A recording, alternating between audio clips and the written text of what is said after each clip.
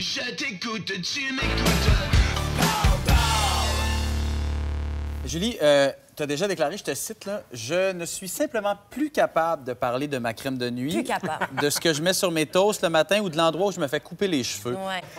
Tu sais, évidemment, par ça, tu voulais dire que dans les entrevues, ben, tu trouves que les questions sont un peu légères. C'est un peu ça, l'idée, hein? Des fois, tu trouves que c'est peut-être... Mais c'est même pas une affaire de légèreté. C'est qu'à un moment donné, je trouve pas ça pertinent. Je veux dire, je suis pas une experte ni en toast ni en cheveux. Ben. C'est pas parce que j'ai une tribune en tant que comédienne que je dois nécessairement donner mon opinion sur tout dans la vie. Je sais pas, j'ai envie de mettre mes rôles de l'avant, de mettre mon travail de l'avant, parler de mes personnages, parler des projets sur lesquels je suis. J'ai aucun problème avec ça.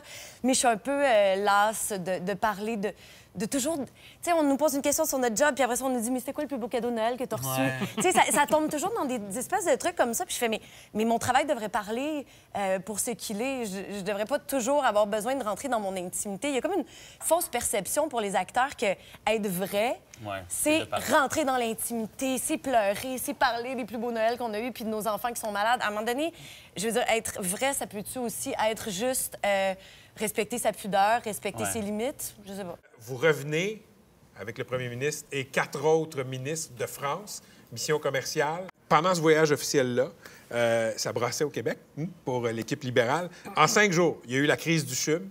Jacques Daoust, votre collègue à l'économie, a dû s'excuser pour des propos tenus sur les hommes d'affaires régionaux. Et il y a Robert Poëti qui a fait des commentaires un peu mononcles, disons-le, sur les Gaspésiennes qui vont trouver du bon magasinage à Montréal.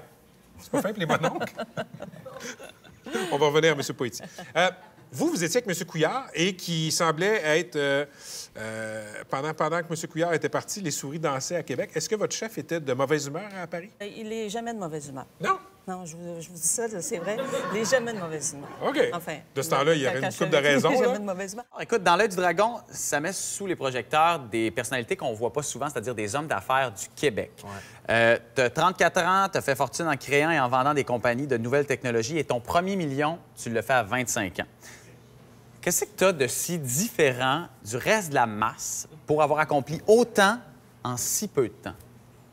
C'est une question assez difficile. Je ne sais pas ce que j'ai de différent, mais je peux parler pour moi. Ouais. J'ai tout le temps été entrepreneur. J'ai tout le temps voulu être mon propre boss. Fait que ça, c'est quelque chose qui était... Tu sais, je l'ai su dès le primaire, finalement. Tu as de l'argent, tu n'en as pas besoin. Tu as une job, tu n'en as pas besoin. Fait que pourquoi tu as accepté de participer à l'émission Dans l'œil du dragon? C'est une autre bonne... Tu poses des bonnes questions. Écoute... Je t'écoute, tu m'écoutes.